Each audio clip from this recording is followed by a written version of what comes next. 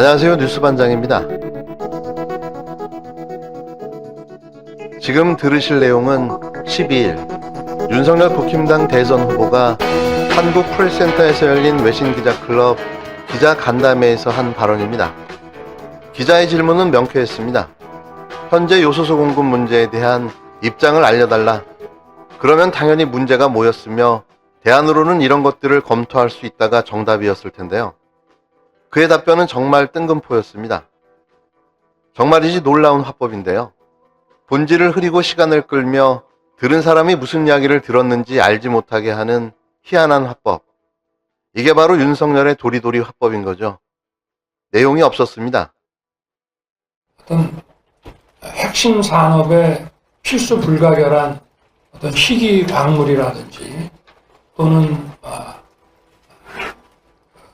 공산품이지만 여러 가지 가격 조건 때문에 특정 국가에서밖에 생산을 안 하고, 원래 요소수도 우리나라에서 옛날에 많이 만들었습니다만은 지금 별로 수익이 발생하지 않기 때문에 지금 이제 많이 이걸 접었는데, 이런 문제로 해가지고 그것이 원활하게 공급되지 않고 장애가 발생했을 때 경제 산업에 치명적인 타격이 오는 일이 종종 있습니다. 부디 꼭 이 중국의 요소수만이 아니라 2년 전에 우리 반도체 생산에 아주 필수적인 일본의 소부장들 수출이 제한됨으로 해가지고도 어려움을 겪었고, 이런 문제는 이것을 어떤 국가 간의 힘의 경쟁에 이것이 악용되지 않고 서로 간에 이런 국제 협력에 의해서 이런 부분들이 좀 원만하게 해결이 되는 것이 바람직합니다. 이걸 어느 한쪽에서 그렇게 쓰기 시작을 하면 어떠한 국가도 여기에 자유로울 수가 없습니다. 그래서 이런 문제에 대해서는 지금 중국이 보유하고 있는 이런 희귀 광물들에 대해서 이런 전략적으로 수출 통제를 하거나 이런 얘기는 제가 들어본 적이 없고, 지금 이 요소수 문제에 대해서는 중국이 호주산 석탄 수입을 좀 제대로 못하고 있기 때문에 요소수를 생산하기 어렵다, 지금 이렇게 지금 알려져 있고, 또 한쪽에서는 이거는 중국이 전략적으로 한국 경제에 어떤 위협을 가하는 일이다라고 또 생각하는 분들도 있습니다만은, 저는 또 우리 정부부터가 이런 핵심 부품이라든지 또 이런 물자에 대해서 이 공급선을 좀 늘 다변화하는 이런 리스크 해칭을 좀 해뒀어야 하는 게 아니냐 하는, 먼저 우리 정부의 산업 정책에 좀 문제가 있었다고 생각을 하고 있고요. 그리고 이 요소수 공급 문제가 또 미국에도 요소수가 조금 여유가 있다고 하고 하니까 이 문제가 좀 국제 공조에 의해서 서로 간에 윈윈하는 방식으로 해결되기를 바랍니다. 꼭 이런 문제 때문에 한중 간의 이런 광범위한 경제 교역이 거기에 무슨 문제가 생긴다거나 그럴 필요는 저는 전혀 없다고 생각합니다. 무슨 말을 하는지 이해가 되십니까? 저는 아무리 들으려 노력해도 그가 무슨 말을 하는지 잘 모르겠습니다. 그의 이 발언은 조중동을 포함한 보수경제지에 윤석열 번역기를 통해 살뜰하게 정리해 잘 보도됐는데요. 결국 요점이 요소수 부족의 문제는 정부 산업정책에 문제가 있다는 겁니다. 이게 대안이고 해법인가요? 문제가 있다는 건 누구나 다 알고 있고, 그런 문제로 기인해 이번 요소수 사태가 터진 걸 텐데요. 실소를 금할 수 없는 답변인 거죠. 사실 저는 기자의 질문을 받고 허둥대며 동문서답하는 그의 모습에서 요소수가 무엇인지 알고 하는 말일까 하는 의문이 들었는데요. 그는 정확하게 요소수가 무엇인지 잘 모르고 있었습니다. 급하게 공부한 티는 났지만 요소수 공급 이야기에 느닷없이 희귀광물이 튀어나오는가 하면 석탄과 중국 생산, 그리고 다른 나라 생산까지 두루뭉실하게 언급하며 대체 뭘 이야기하는지 자신조차 답변이 맞나 싶어 깨우뚱거리기까지 했는데요. 대체 아는 게 뭘까요? 이런 자가 정말 대통령을 해도 되는 겁니까? 박근혜 이후 계속되는 충격에 제 손발이 다 오그라듭니다. 왜 항상 부끄러움은 국민들의 몫이 되어야 하는 걸까요?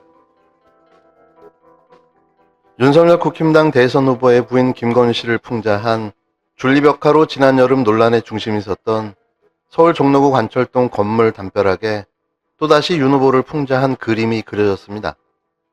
역시 깨어있는 시민의 시대정신이 만들어낸 결과물이었는데요.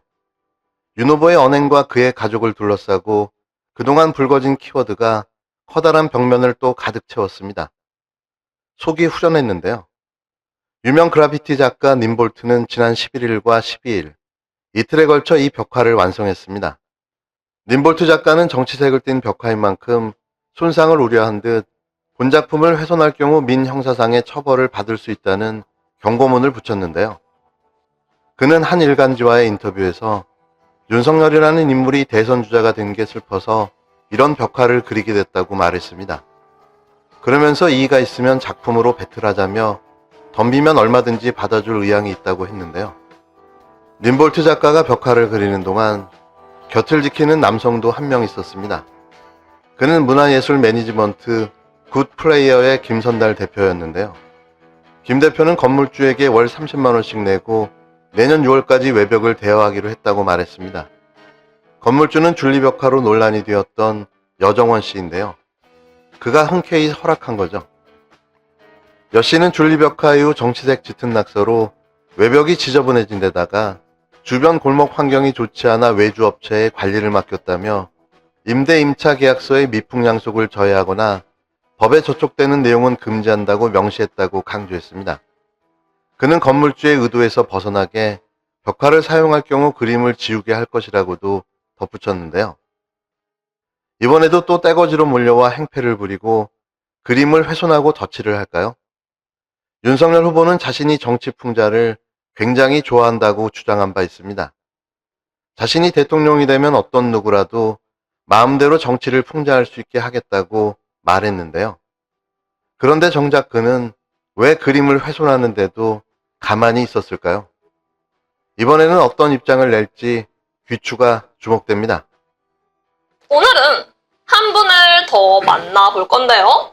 석결이 형, 아저씨, 할아버지, 아무튼 석결이, 네, 형으로 2030 세대의 뜨거운 지지를 받고 있는 윤석열 국민의힘 경선 후보십니다. 안녕하세요, 후보님. 안녕하세요. 네, 안녕하세요. 뜨거운 지지는 아직 아닌 것 같은데. 아직 뜨겁지 않다. 조금 더 뜨거워져야겠네요. 뜨거워져야 되는데. 네, 그렇죠. 알겠습니다. 정치 풍자 코미디에 대해서 어떻게 생각하시는지 여쭤봐도 될까요? 저는 아주 그게 좋다고 보고, 제가 한 20대인가 뭐 이럴 때만 해도 TV에서 정치 풍자 코미디 개그 많이 봤거든요. 네, 그래서 돌아가신 어떻게... 우리 김용곤 씨인가?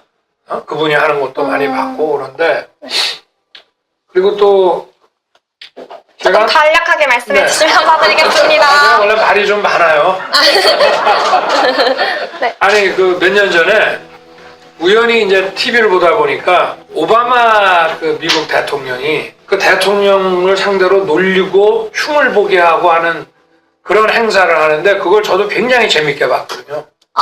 네. 굉장히 긍정적으로 생각을 하시는 거죠. 그럼요. 네. 그렇다면 후보님이 만약에 대통령이 되신다면 SNL이 자유롭게 정치 풍자를 할 수 있도록 도와주실 건가요? 그건 도와주는 게 아니라 SNL의 권리입니다.